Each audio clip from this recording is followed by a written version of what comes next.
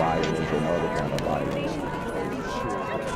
Get away! I could be at work, at school, in my car, I can still get shot by the police. I can get shot anywhere. So it is what it is.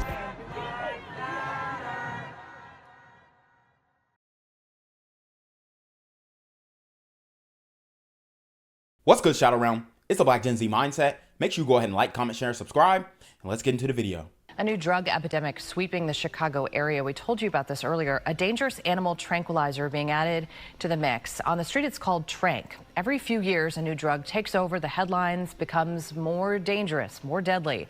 Our next guest, Chelsea La Liberté Barnes, founder of the group Live for Lolly, is hoping to get drug education in schools with new legislation. Good morning. So here we are in Chicago again, speaking about street activity. Now they're talking about this deadly drug called Trank, and it's out here on the streets, whatever. I'm not exactly sure what it is. They're saying it's some type of medical tranquilizer, whatnot. Could it be ketamine, which is horse tranquilizer? I don't know.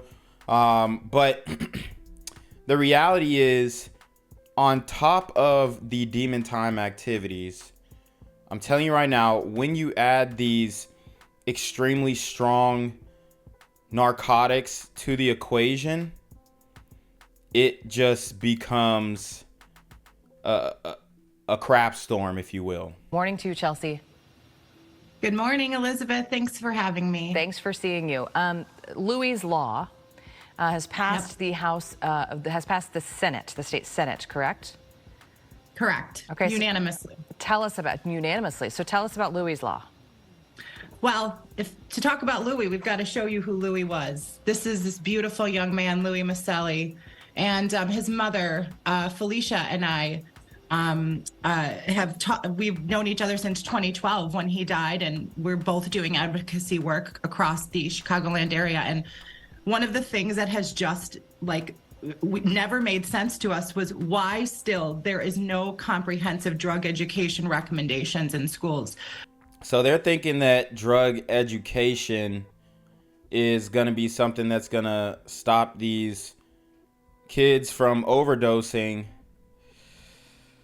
I mean, I do think that drug education should happen, most likely within the home. But as you can see, we have an indicator of mental illness back here with this LGBT trans flag. So a lot of the reasons why people are doing drugs is because they are undergoing this manufactured identity crisis. Now, I'm not saying that, you know, the person who they made Louis' law for was having that conflict, but there's so much confusion out here in the world, especially when it comes to raising children. And if you are a mother, particularly a single mother, and you are introducing any of that doctrine into your household, it's one thing to introduce the acceptance and respect of people of all demographics, but it's another thing to push this onto your children and say there's nothing wrong with it. And I'm not saying that contributed to anybody who's overdosed that they're speaking on. But what I am saying is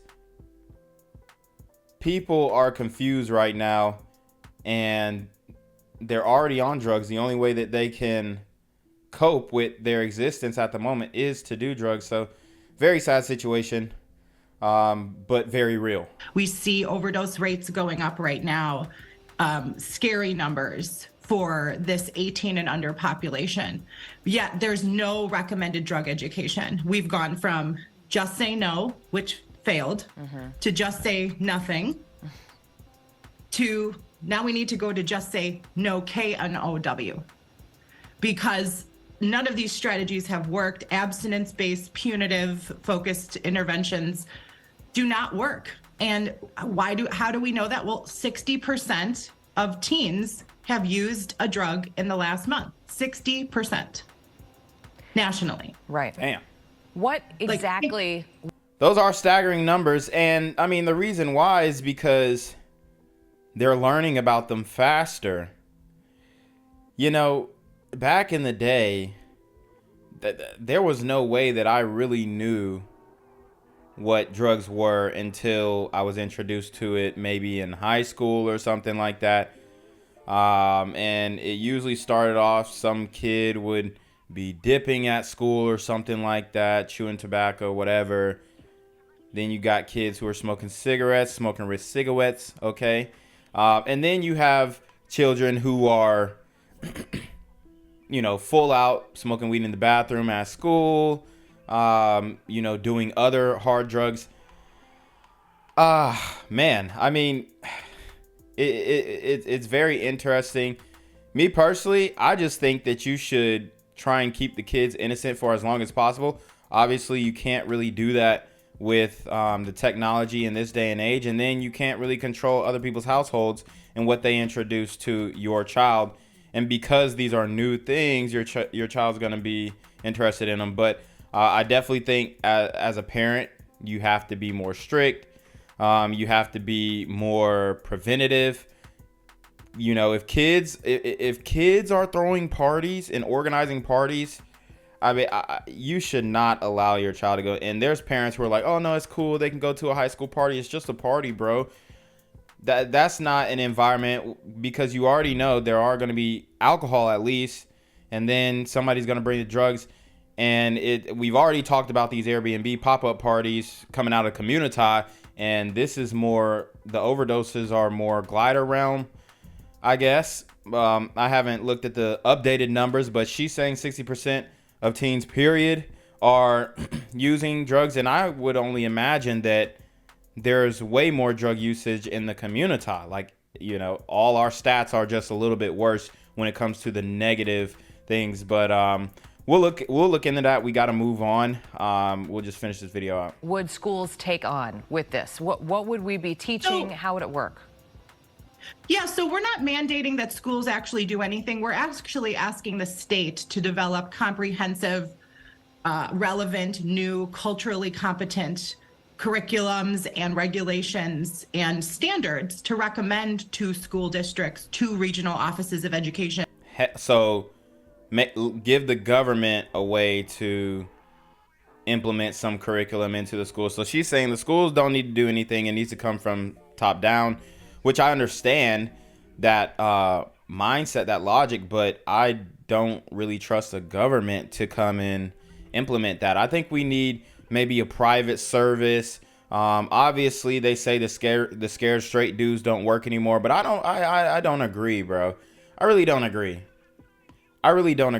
You need to, I think that there should be a program where you walk these kids, you know, safely, obviously, with high security through some type of prison situation and be like, yo, you know, people who are doing these drugs, this is where they end up. This is what you will turn into as an adult. And I think, you know, the kids who get it, and the kids who aspire to be those guys who are behind bars, then they don't get it. And to teachers, and so that they have an understanding and an awareness of these are the strategies that actually work for certain populations of students. And it goes beyond just doing an auditorium presentation or sitting in a classroom and talking about drugs in the brain and the body. It's very comprehensive. Do kids want to know more? I mean, they already know more than I do, for sure. Maybe not you, because you're in the work, but do they want to know more? Do they roll their eyes at this kind of talk? How do they handle this stuff? No, and you know, as a clinician that works with teens and families in my private practice, I have to tell you that many of these teens are struggling with mental health, anxiety, depression, stress, trauma, and so many of them don't know what to do about it. And drugs are so overwhelmingly available that they know a lot, and they even teach me things sometimes, and I'm working on the ground in this. They want to know, they do know, but their perception of harm around drugs has decreased so significantly that they are not as concerned as they ever were. But when I talk to them about fentanyl and tranq, they do know about what it is. They do know that it's scary. They do know that it can kill them. And, you know, with the teens who are using that come into my office, just as I would do with an adult. I talk to them about naloxone. I talk to them about fentanyl test strips, and they really appreciate that. And so do their parents, because they don't know if they're going to be at a party and somebody's going to overdose. And so, so this is a group of young people who want more truthful information in front of their faces, but they also want to know that it's okay not to engage, and giving them skills to be able to communicate that when they're in a situation that is uncomfortable for them. What do you say to parents who say, I don't want my kids my kid doesn't know anything about this and I don't want them to know anything about it? Yo, what's good, BGZM News 17 family? I'm at the corner of Jesse Jackson and Marcus Garvey, and I got some bad news for you. As you can see, I lost my job. I'm out here living in cardboard boxes outside of boarded up vacant homes. YouTube said I'm done getting money out here in these streets. They even took my funky ass suit. So anything right now would help. So go ahead and hit that Cash App, hit that PayPal, hit that GoFundMe, hell, cop the merch. Or if you want to make the long-term commitment to the Jinquavius Jackson Fund, join the Patreon so that I can continue to put out top-notch content each and every day. Also, check out the Rumble, where there is absolutely no censorship. Link in the description box below. Hey, yo, ain't that nigga Jinquavius? Yo, I recognize. No, that's not me no more. Hey, yo, run your pocket. Y'all killing me with this shit. Do the opposite of Antonio Brown and take What all your more shit do off. you want from me?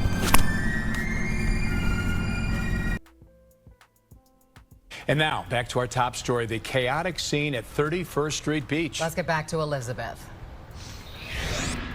Yeah, guys, sorry about those technical difficulties earlier. So we estimate probably 300 to 400 kids running about at 31st Street Beach tonight. Maybe about 6, 7 o'clock is when this all started. And we have learned from Chicago police that one arrest was made. Charges are pending. A firearm was recovered.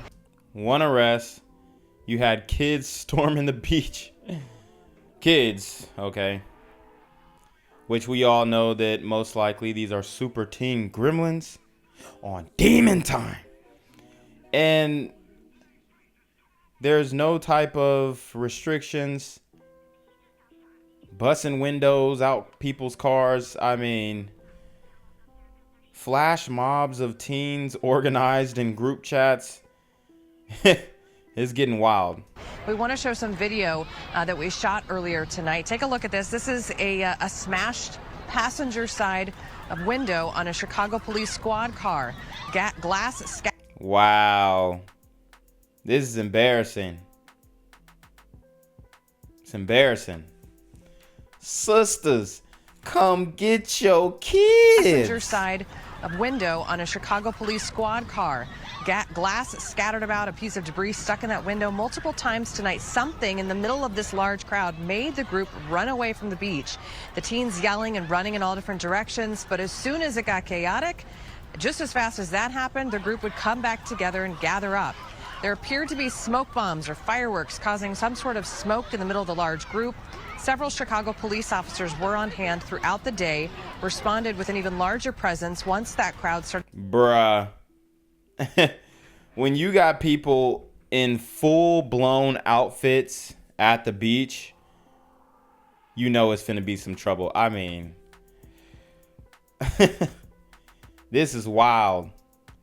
What did I tell you guys about these dudes who wearing Jordans to the beach, bruv?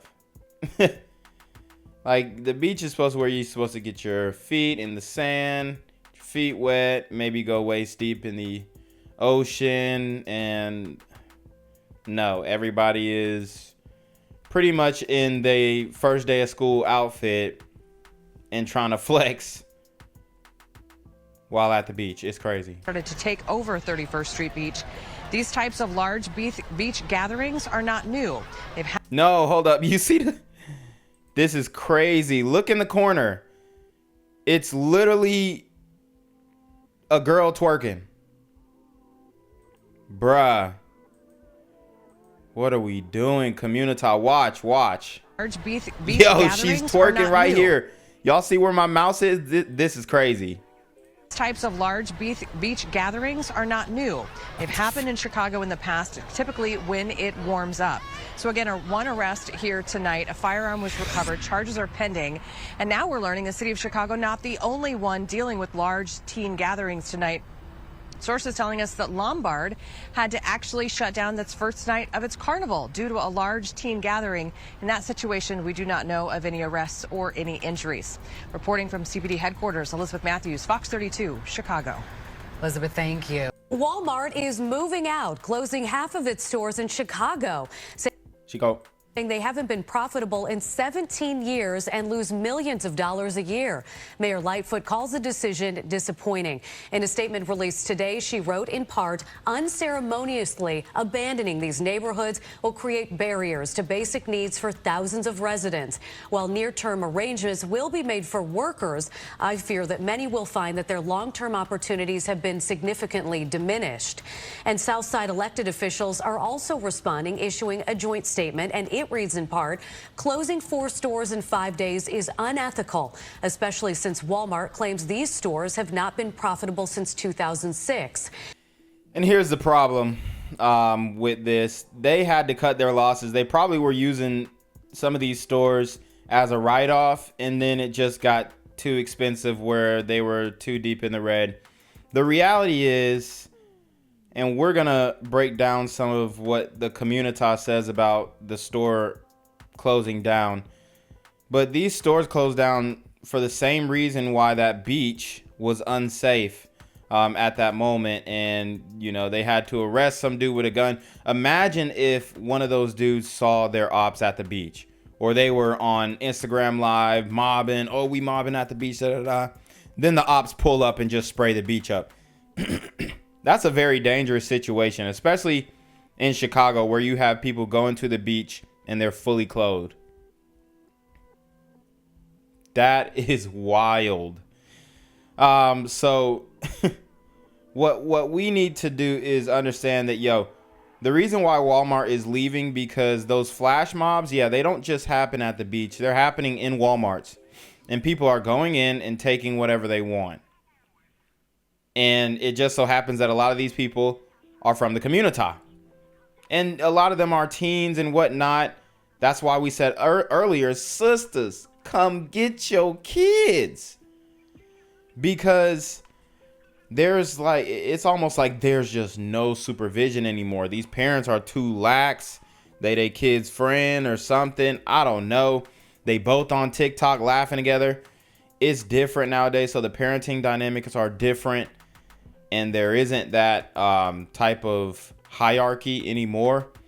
Maybe there never was. I don't know. But I just know what I came from. There was definitely a hierarchy between parents and children. But nowadays, it just seems like, oh, mama, just go out till 2 a.m. and then come back. Okay, baby, just make sure you come back.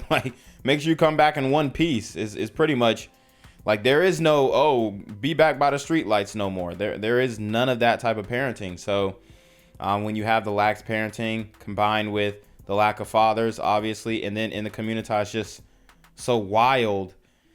In general, this is what you're going to get. So we're complaining about the food deserts that we have created. They haven't been profitable in decades, not because they can't sell the merchandise. It's because people are going in and stealing and getting away with it. And now that they've, created more precautions for the self-checkout, because self-checkout, you used to be able to just walk straight through. But you still can't confront the thieves at the door and all that kind of stuff. It's crazy. If Walmart cared about the community they belong to for nearly 2 decades, they would have implemented strategies to combat the rising prices. The fact that they think it's about the rising prices, no. All Walmart really would have to do is just up their price a little bit. The market, most likely they're going to pay for it because they're dependent on that stuff. But the reason why they can't make a profit is because people keep stealing from them.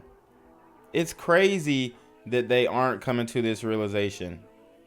And if they would have implemented strategies to combat the issues that they did have, it would have been a lot of people getting shot at the Walmart doors for sure. Root cause of their decline in earnings. The 4 stores being closed are the Chatham Supercenter Walmart and the neighborhood markets in Kenwood, Lakeview, and Little Village. Woo! Each store is slated to be closed by this Sunday. Walmart shocked 4 Chicago communities this week, announcing it was picking up stakes. Well, 3 days before the stores are set to close, activists called the decision an act of disrespect, and they are urging action to save the neighborhoods. God. Look at this parking lot. It's like this every day. Every time I go in this store, it's packed with people. With one single and abrupt announcement, the nation's largest retailer appears to have sunk 4 Chicago neighborhoods. I mean, it doesn't matter if you have the Walmart packed with people or anything like that. It really just matters if it's a safe environment, for one. If their profits are outweighing their costs, which it doesn't look like they were. They were losing money, they said, since 2006. I mean, so they did service the community for a very long time. And y'all didn't give a damn. Y'all took advantage of them. Whenever they stopped one of these thieves, y'all was all pulling your phones out. Oh, y'all need to get off him. He ain't do nothing. Bruh. That's the same reason why the Walmarts are gone, bro. And I can't even say as much as I want to say. I might start going live more, but that's the reason. That's the reason why. Because y'all was taking advantage of this Walmart, and y'all know y'all was, bro. Don't even in Chicago. Y'all know it was all types of jugging and finessing and looting and bro. So it is what it is. They cutting their losses, and I'm not mad at them. You know, shout out to Walmart. They doing what they do. I support businesses, period. And if you guys are not giving them incentive to stay, then they shouldn't stay. Okay? Just like if Walmart was out of everything every week, then y'all wouldn't be shopping there no more. Neighborhoods deeper into a food desert. This Walmart came here with the promise to be a partner in this community. The stores are in Kenwood, Lakeview, Little Village, and the Chatham Supercenter with a health center and academy at 84th and Stewart. Since Walmart announced these closures, my office, which is located literally steps from this building, has been inundated with calls from seniors who are crying out saying, where do I go for my medicine? For mothers who are talking about their children and saying, how do I feed my children? They should have been saying that when the super criminals were running up in there and stealing stuff and shooting people in the parking lot. I mean, I've done plenty of stories in Chicago, people getting shot at the Walmarts. Even in Atlanta, I mean, it's not just in Chicago. I'm not trying to single Chicago out. It's pretty much in every major metropolitan city across the United States. And these Walmarts, they just have to realize that, yo, we need to be in a county or city that's going to support our security. As long as it's secure, they're going to be there. And that's the reality. As long as you got 2-3 cops on some type of routine parked outside of the Walmart, you know, you can't lose. But then y'all gonna say, oh, well, why do we got the police at the Walmart? We don't need all that. Yes, you do, bro.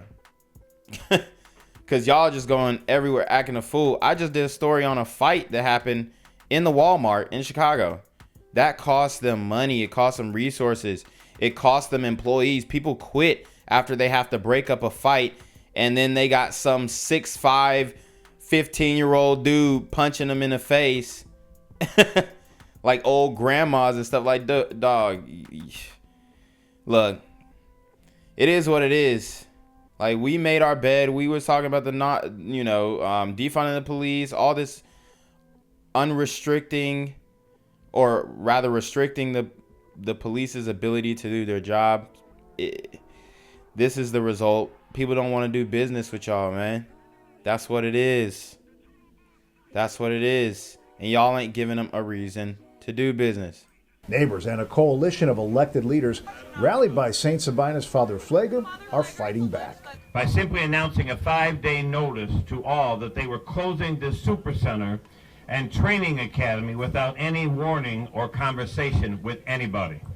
So my question is, would he be considered the token white guy in this scenario? Right? Like, man, it's just so much that's going on. And nobody's really talking about the main issue. Our priority.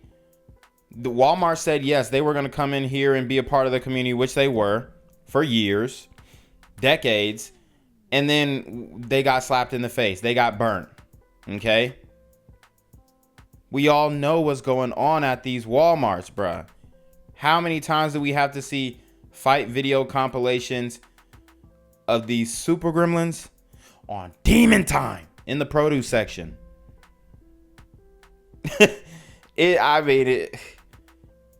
That's why people go into Publix. That's why people go into Ingles. Kroger is kind of hot right now. I'm not gonna lie. It's getting hotter. Okay?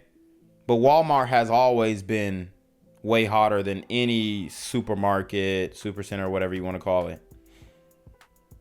Why? Because I don't know. It's always been something that people felt like they could take advantage of, and they were lacking on security in the past. They beefed up security, but the community demanded to remove the police. I think I did a story on that where they demanded to remove the police from the front of Walmarts. Academy without any warning or conversation with anybody. Walmart leaders argue the stores have lost money since opening nearly 17 years ago, tens of millions of dollars every year. The group counters that the Supercenter in Chatham had just finished a major renovation and a health center that is vital to the community. Walmart said these stores are closing because they've never made any money. Well, how come Jewel and other agencies stay in our communities and they make money? They talk about theft. Please, Walmart, stop using that stereotype. You think it's a stereotype? Dog. Look, man, some stereotypes are stereotypes for a reason, because there's some type of deep-rooted truth in them. And unfortunately, yes, bro, there are a lot of thieving.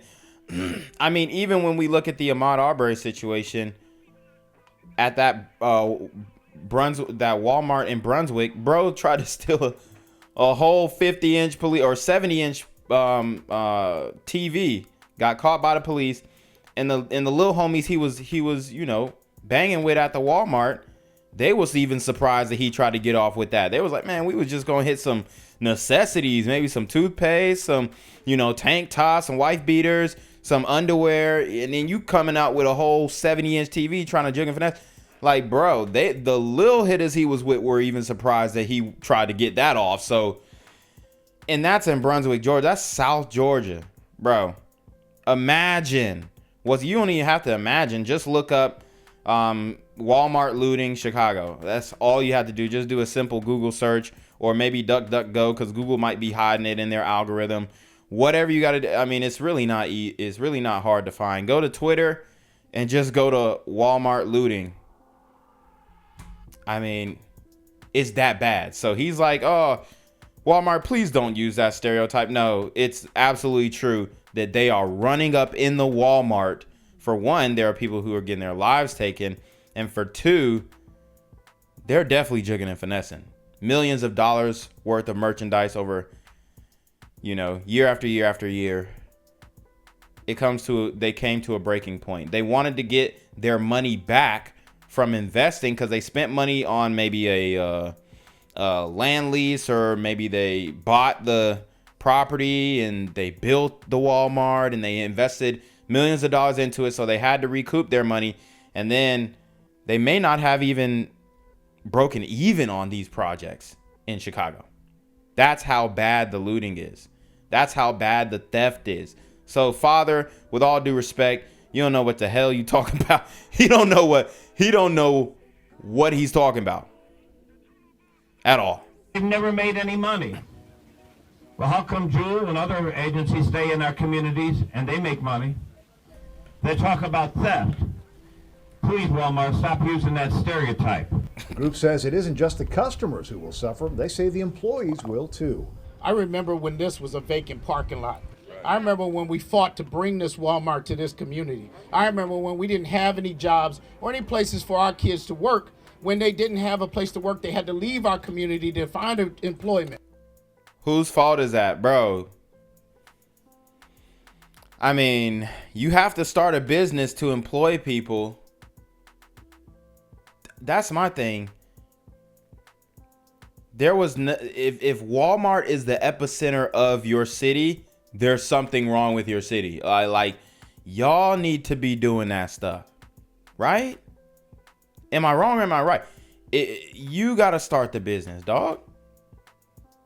You have to employ your people. There were no jobs because y'all were not starting businesses.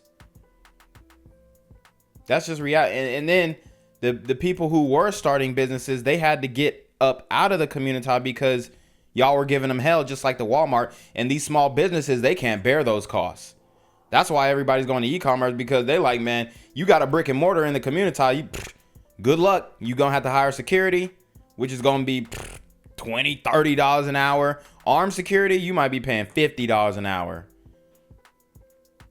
I mean, it's unsustainable. Others went so far as to call the decision corporate racism that will prompt nationwide repercussions. That's crazy. If Walmart doesn't invest in the people here, we will disinvest across the entire nation. If he thinks that he can divest the whole black community across the nation from Walmart, are you out of your damn mind? I might pull up to the Walmart and fill my tank up today in protest of what he's saying. It's just ridiculous, bro. Like, it's wild, bro. I mean, you think that you can get everybody in the community to stop going to Walmart? You are out of your damn mind, bro. This is crazy. And he's so serious too. He's literally dead behind, bro. Everybody say enough is enough. Enough is enough. We will go from Chicago to Indiana to Michigan and every state where there's a Walmart. And the same black and brown people who make this store will be the same black and brown people that walk away from this store.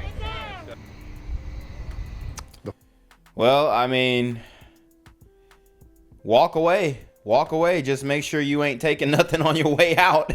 If you walk away empty-handed, I think we could do something with that. That's really what it's come down to. The four Walmarts are closing on Sunday. Now, earlier in the week, the corporation said the move will help the 4 remaining Chicago stores and that the affected employees would be able to work at other locations. Walmart and Home Depot on Tuesday warned of weaker than expected profits for this year as both retailers cited soaring prices.